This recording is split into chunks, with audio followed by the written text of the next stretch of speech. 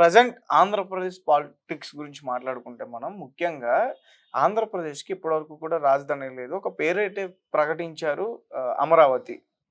And చాలామంది గూడా ఇప్పుడు మచిలీపట్నం పేరు బయటికి వినిపిస్తుంది.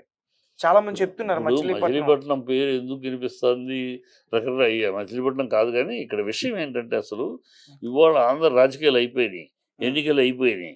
ఎన్నికలు అయిపోయినాక ఈ కూటమి చెప్పిన అబద్ధాలవ్వచ్చు, నిజాలవ్వచ్చు, కట్టుకథలవ్వచ్చు, వాటెవర్ ఇట్ మే బి. హ్మ్. ఈటిలిని ప్రజలు నమ్మారు. వీళ్ళు చెప్పిన మాటలు నమ్మి ఓటేసి గెలిపించేశారు. అయిపోయింది, ఎలక్షన్స్ అయిపోయినాయి. హ్మ్. గెలిచేశారు, అధికారంలోకి వచ్చేసారు. 20 రోజులు అయిపోయింది. హ్మ్. ఇప్పుడు ఇంకా ఈ గవర్నమెంట్ ముందు ఈ ప్రభుత్వం ముందు అనేక 4 విషయాలు, ముఖ్యమైన విషయాలు వాళ్ళ కళ్ళ ముందు ఉన్నాయి. హ్మ్. వాళ్ళు ఆ విషయాలను వాళ్ళు బాధ్యత వహించాలి. ఆ విషయాల మీద దృష్టికెళ్ళింది. ఇంకా 20 రోజులు పోయినా కూడా ఇంకా జగన్ జపం చేస్తూ కాలక్షేపం చేద్దామంటే కుదరదు. హ్మ్. ఈ ముఖ్యమైన విషయాలు ఇవాళ అమరావతి అన్నా కనుక క్యాపిటల్ విషయం. ఫస్ట్ చంద్రబాబు ముందున్న సమస్య క్యాపిటల్. హ్మ్. క్యాపిటల్ ఆయన చూసుకుంటారు. అంతకన్నా ముందున్న పెద్ద సమస్య స్పెషల్ స్టేటస్. హ్మ్.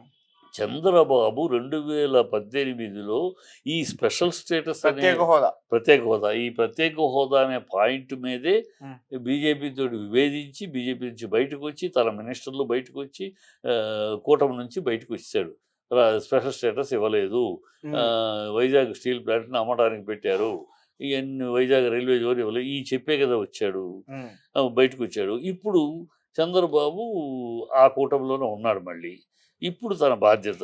ఆ బా బాధ్యత చేయాల్సింది. ఎందుకంటే అతను గతంలో ఈ ఇవాళున్న అవకాశం ఇంకెప్పుడు లేదు. గతంలో తను ముఖ్యమంత్రి ఉన్నప్పుడు కూడా తను చేయలేకపోవడానికి కారణం కూడా అప్పుడు బీజేపీ చాలా స్ట్రాంగ్‌గా ఉందక్కడ.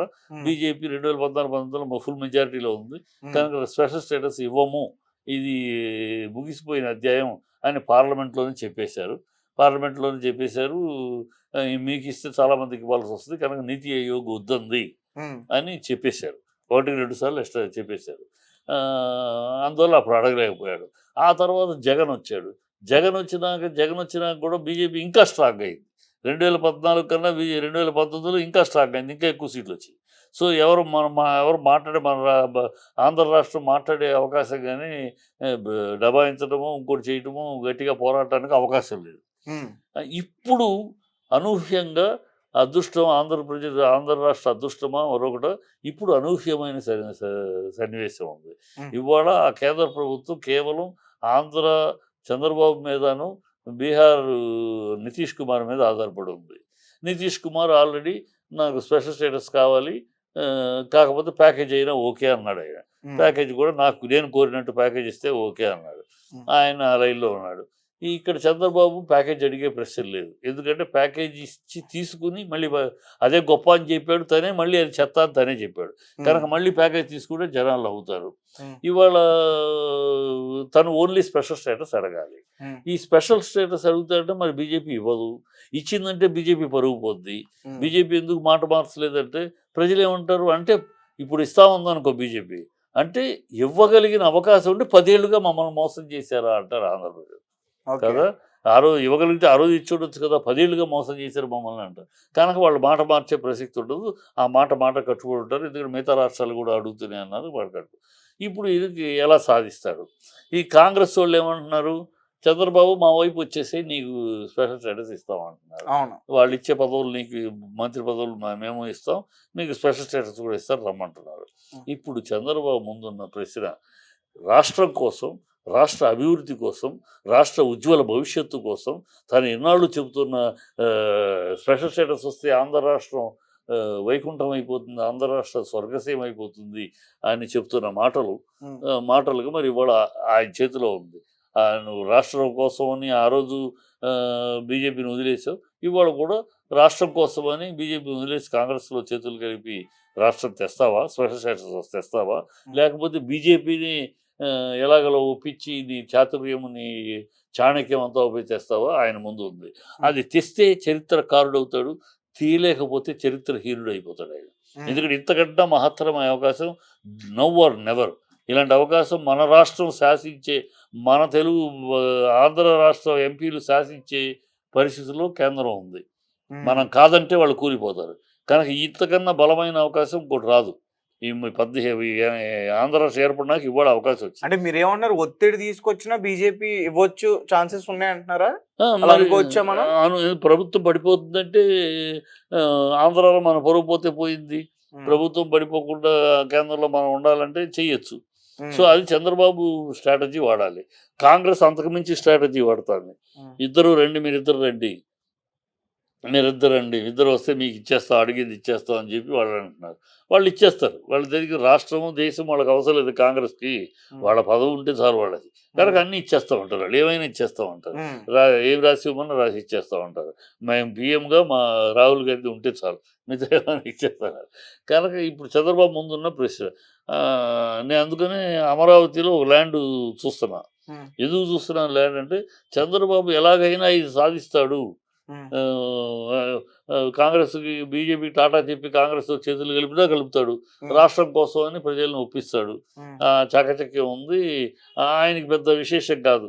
ఇవాళ స్నేహము రేపు ఏదో బీజేపీ తోటి ఎన్నిసార్లు మోడీ వాజ్పేయి పీరియడ్లో స్నేహితుడు విరోధి, మళ్ళీ మోడీ పీరియడ్లో స్నేహితుడు విరోధి, మళ్ళీ ఇవాళ స్నేహితుడు, రేపు విరోధి అవ్వటం ఆయనకి పెద్ద అలవాటేది.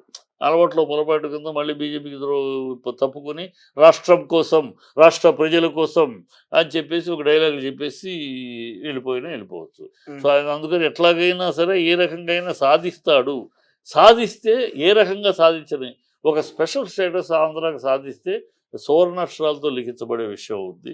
ఆంధ్ర రాష్ట్రానికి ఉజ్వల భవిష్యత్తు వచ్చే అవకాశం ఉంటుంది. కనుక ఆయనకి గుడి కడతాను. ఆ గుడి కట్టడం కోసం స్థలం ఆల్రెడీ చూశాను.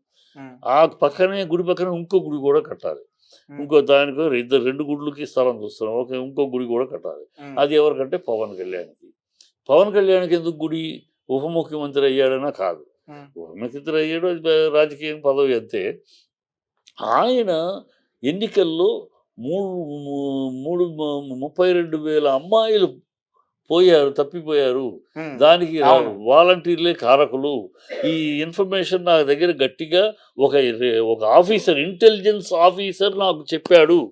ఇది నేను చెబుతున్న గాలి మాట కాదు, ఒట్టి సోది కాదు, ఓట్ల కోసం చెప్పే నీతి మాలిన మాటలు కావు. ఇది నిజం, ఇది సత్యం, నాకు ఆఫీసర్ చెప్పాడు అని గట్టిగా నొక్కి ఒక్క నుంచి 32,000 మంది పోయారు అన్నాడు.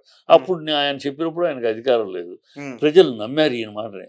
చూసి అమ్మో 32,000 మంది మిస్ అయితే ఈ ప్రభుత్వం పట్టించుకోలేదు, ఆయన బయటికి తీసుకాడు ఈ విషయాన్ని, ఆయన గెలిపిస్తే ఆ 32,000 మందిని ఎలాగైనా కాపాడి తీసుకొస్తాడు అని ప్రజలు నమ్మే ఓట్లేశారు.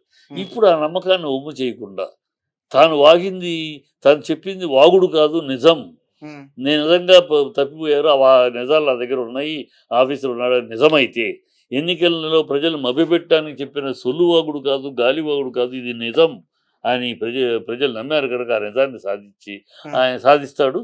ఎందుకంటే నీతి రీతి, నేను రాజకీయాలకు వచ్చింది నీతి కోసం, దానికోసం వచ్చానని చెప్తున్నాడు కనుక ఆ నీతి రీతిగా మాట్లాడి తన నీతి తను కాపాడుకోవటానికి ఖచ్చితంగా 32,000 మంది అమ్మాయిల్ని తీసుకొచ్చి ఆ తల్లిదండ్రులకు అప్పచెప్పి వాళ్ళ కడుపు కోతని తీసి వాళ్ళ కంట తడి తుడిచి వాళ్ళ జీవితాల్లో ఆనందం నింపుతాడు అని ఒక నమ్మకం. అందుకని అది నమ్మినాక చేశాక అంతకన్నా మహత్కారం ఏం కావాలి? 32,000 ఆడకూతుర్లు కాపాడితే అంతకన్నా గొప్ప కార్యం కావాలి? పవన్ అలాంటి గొప్ప కార్యం చేస్తాడని నమ్ముతున్నాను. ఎందుకంటే నీతిగా మాట్లాడేవాడు కదా. ఆయన మాట వెళ్తే నీతి నిజం అంటాడు కదా. మరి అతను చెప్పింది నిజమే అన్నప్పుడు ఆ నిజం అన్న నీతికి నిలబడతాడు కదా, నిలబడి చేస్తాడు కదా అనే నమ్మకంతో అతనికి కూడా గుడి కట్టాలి. అది సాధిస్తాడు. గుడి కట్టాలి. వీళ్ళిద్దరు గుడి కట్టాలని నేను స్థలం కూడా చూస్తున్నాను అమరావతిలో. వీళ్ళిద్దరు మీరు ప్రత్యేకంగా చూస్తున్నారా అమరావతిలో? ఎందుకంటే వీళ్ళిద్దరు గుడి కట్టాలి. నేను ఒక ఆంధ్రుడిగా నా రాష్ట్రానికి ఇంత మంచి చేసిన ఇద్దరికి చరిత్రలో మిగిలిపోయి ఇద్దరికి మీకు నమ్మకం వాళ్ళిద్దరి మీద ఈ రెండు చేస్తారని చెయ్యాలి వాళ్ళు చెయ్యాలని గట్టిగా అడుగుతున్నాను.